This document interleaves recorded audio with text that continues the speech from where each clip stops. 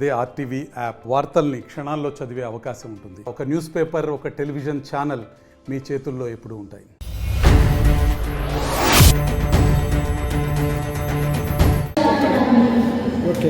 భారత్ మాతకి జై, వందే మాతరం.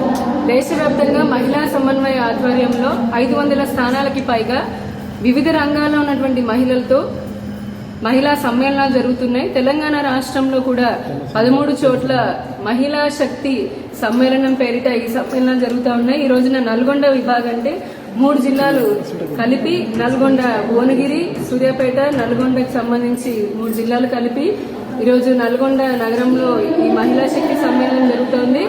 2000 మందికి పైగా మహిళలు, వివిధ రంగాల్లో ఉన్నటువంటి మహిళలు చాలా దూరాల నుంచి కూడా వచ్చారు. సూర్యాపేట, మిర్యాలగూడ, నల్గొండ, భువనగిరి ఇట్లా చాలా ప్లేసెస్ నుంచి కూడా, సిటీస్ నుంచి రావడం జరిగింది.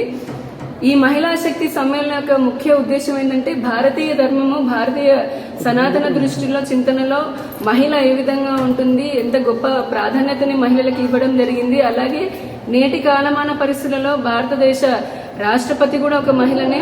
మహిళలు అన్ని రంగాల్లో కూడా, అది వ్యాక్సిన్ తయారీలో కానీ, చంద్రయాన్ లాంటివి రాకెట్లు అంతరిక్షంలో పంపించే దగ్గర నుంచి డాక్టర్లు, ఇంజనీర్లు, ఆర్మీ, డిఫెన్స్, అలాగే వ్యాపారాలు, టీచర్ల లాగా అన్ని రంగాల్లో కూడా మహిళలు ఉన్నారు. మహిళలు లేని రంగం ఈ రోజున ఈ దేశంలో లేదు. దేశం కూడా అన్ని రంగంలో ముందుకెళ్తుంది. భారతీయ మహిళ మళ్ళీ కూడా తన ఆచార వ్యవహారాలని, తన అంటే ఏదైతే సనాతన ధర్మంలో వస్తున్నటువంటి ఆ విలువలని తెలుసుకుంటూ, మరింత తనలో ఉన్న నాయకత్వ లక్షణాలను పెంచుకుంటూ, తన టైం మేనేజ్మెంట్, పర్సనాలిటీ డెవలప్మెంట్ లాంటివి పెంచుకుంటూ ఈ ధర్మం కోసం, అలాగే సమాజం కోసం కూడా సమయం ఇవ్వాలి అని, ధార్మిక కార్యక్రమాలు చేయాలి, వృద్ధాశ్రమాలు, చిన్నపిల్లలకి చదువు చెప్పడం, ఇటువంటి సమాజ కార్యాల్లో కూడా తను ముందుగా పాల్గొనాలని. అలాగే మహిళలకి చాలా సమస్యలు ఉన్నాయి, రకరకాల సమస్యలు ఉన్నాయి. ఒక్కో రంగానికి ఒక్కొక్క సమస్య ఉంటుంది. డాక్టర్ లాగా చేసే మహిళకు ఉన్న సమస్య పోలీసులో ఉన్న మహిళకు ఉండకపోవచ్చు. ఒక టీచర్కి ఉన్నటువంటి సమస్య రాజకీయాల్లో ఉన్నటువంటి వాళ్ళకి వేరేలాగా ఉండవచ్చు. కాబట్టి వివిధ రంగాల్లో ఉన్నటువంటి మహిళలకు ఉన్న సమస్యలని పరిష్కరించుకోవడానికి చర్చ అనేది కూడా చేపట్టడం జరుగుతుంది.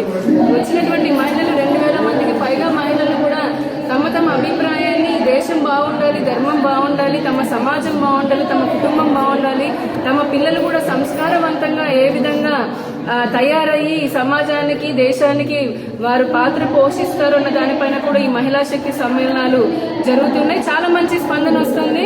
రాబోయే 25 సంవత్సరాల అమృత కాలంలో భారతదేశము ప్రపంచ పటంలోనే నెంబర్ 1 స్థాయిలో ఎదగడానికి మహిళ పాత్ర, నారీ శక్తి పాత్ర, మహిళా శక్తి పాత్ర ఎంతో కీలకంగా ఉంటుంది. కాబట్టి మహిళలందరూ కూడా చైతన్యవంతమై, జాగృతమై ఈ కార్యక్రమాల్లో పాల్గొంటూ ఉంటారు. మరిన్ని వీడియోస్ కోసం ఛానల్ ని సబ్స్క్రైబ్ చేయండి. లేటెస్ట్ అప్డేట్స్ కోసం వాట్సాప్ ఛానల్ ని ఫాలో చేయండి. అండ్ లింక్ డిస్క్రిప్షన్ లో ఉంది.